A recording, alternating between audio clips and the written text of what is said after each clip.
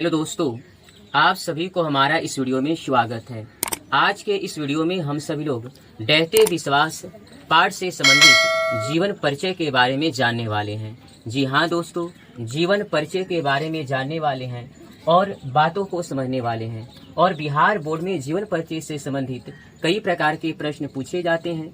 तो किस प्रकार से पूछे जाते हैं, उन सारी प्रश्नों के बारे में हम लोग अच्छी प्रकार से जानेंगे और समझेंगे। तो आइए दोस्तों, हम सभी लोग इस वीडियो को शुरू। तो देखिए दोस्तों, पाठ का नाम है दोस्तों डहते विश्वास। डहते विश्वास। जब इस पाठ को हम लोग अच्छी प्रकार से जानेंगे, पढ़ेंगे और समझेंगे तो यह पता चलेगा कि आखिर लेखक ने इस पाठ को डहते विश्वास नाम क्यों रखा है। लेकिन सर्वप्रथम हम लोग डहते विश्वास के जीवन परिचय के बारे में जानने वाले हैं। तो गौर करेंगे दोस्तों, डहते विश्वास पाठ के जो लेखक हैं वो है सात कोड़ी होता। जी हाँ दोस्तों, डहते विश्वास पाठ के जो लेखक हैं वो हमारे सात कोड़ी होता। संक्षेप में आप इन्हें होता जी कह सकते हैं। होता जी के नाम से कब हुआ था? तो 29 अक्टूबर 1929 ईस्वी में, यानी आगे भी 29 और पीछे भी 29, यानी 29। तो इनका जन्म कब हुआ था? तो सात कोड़ी होता का जन्म 29 अक्टूबर 1929 ईस्वी में हुआ था। किस स्थान पर हुआ था इनका जन्म? तो उड़ीसा राज्य में इनका जन्म हुआ था। और उड़ीसा राज्य में एक गांव है मयूरभंज, तो वहीं पर इनका जन्म हुआ था। तो हम लोग याद रख सकते हैं, उड़ीसा राज्य के मयूरभंज नामक स्थान पर इनका जन्म हुआ था। और ये अभी तक 1 दर्जन से अधिक रचनाएं इनका प्रकाशित हो चुका है।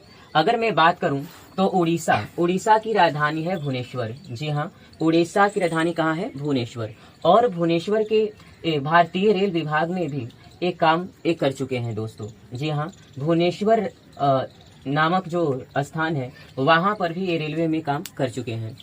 अगर मैं बात करूं कि डहते विश्वास ये जो पाठ है ये किस भाषा में लिखा गया है, तो डहते विश्वास जो पाठ है यह उड़िया भाषा में लिखा गया है। किस भाषा में लिखा गया है? तो उड़िया भाषा में। मैं जानकारी के लिए आप लोगों को बता दूं तो सभी राज्य का अपना अपना भाषा होता है। जैसे कर्नाटक में कन्नड़ भाषा बोली जाती है, उड़ीसा में उड़िया भाषा बोली जाती है, तमिलनाडु में तमिल भाषा। ठीक उसी प्रकार से सभी राज्य का अपना अपना एक भाषा होता है। तो अगर मैं बात करूं कि डहते विश्वास, तो ये लेखक जो थे वो कहाँ के रहने वाले थे? तो उड़ीसा राज्य के रहने वाले थे। और उड़ीसा राज्य में कौन सी भाषा बोली जाती है? तो उड़िया भाषा बोली जाती है। अब गौर करेंगे दोस्तों, डहते विश्वास से जो पाठ है ये उड़िया भाषा में लिखा गया था, किंतु उड़िया भाषा से हिंदी में अनुवाद करने वाले व्यक्ति का नाम क्या था? तो राजेंद्र प्रसाद मिश्र। जी हाँ, उड़िया भाषा से हिंदी में अनुवाद किसने किया था? तो राजेंद्र प्रसाद मिश्र। अब प्रश्न ये उठता है कि आखिर हिंदी में अनुवाद करने से क्या मतलब है? क्या करना हिंदी में अनुवाद सही था? तो मैं बता दूं कि जी हाँ, हिंदी में अनुवाद इसको इस प्रकार से समझा जा सकता है। अब देखिए, उड़िया, अधिकांशतः लोगों को उड़िया भाषा बोलने नहीं आती है, या वो नहीं बोल पाते हैं, या नहीं उड़िया भाषा समझ पाते हैं। इसी कारण से राजेंद्र प्रसाद मिश्र ने क्या किए? उड़िया भाषा से हिंदी में अनुवाद कर दिए, ताकि सभी लोग इस भाषा को हिंदी में वो समझ सके। तो यह कई बार मैट्रिक में पूछा गया है, तो इसको याद रखेंगे कि उड़िया भाषा से हिंदी में अनुवाद किसने किया है? तो राजेंद्र प्रसाद मिश्र के द्वारा उन्होंने किया है। अगर मैं बात करूं कि ये जो पाठ है ये कहाँ से साभार संकलित है, यानी कहाँ से लिया गया है, ये जो हम लोग पाठ पढ़ने जा रहे हैं ये कहाँ से लिया गया है? तो याद रखिएगा, विभूति प्रकाशन दिल्ली। जी हाँ, विभूति प्रकाशन दिल्ली से साभार लिया गया है। तो ये रहा पाठ परिचय, ये रहा पाठ परिचय। तो एक बार हम लोग पुनः रिवीजन करते हैं। इस पाठ के लेखक सात कोड़ी होता है। इनका जन्म 29 अक्टूबर 1929 ईस्वी में हुआ है। किस राज्य में इनका जन्म हुआ है? तो उड़ीसा राज्य के मयूरभंज नामक स्थान में इनका जन्म हुआ है। डहते विश्वास किस भाषा में लिखा गया है? तो उड़िया भाषा में।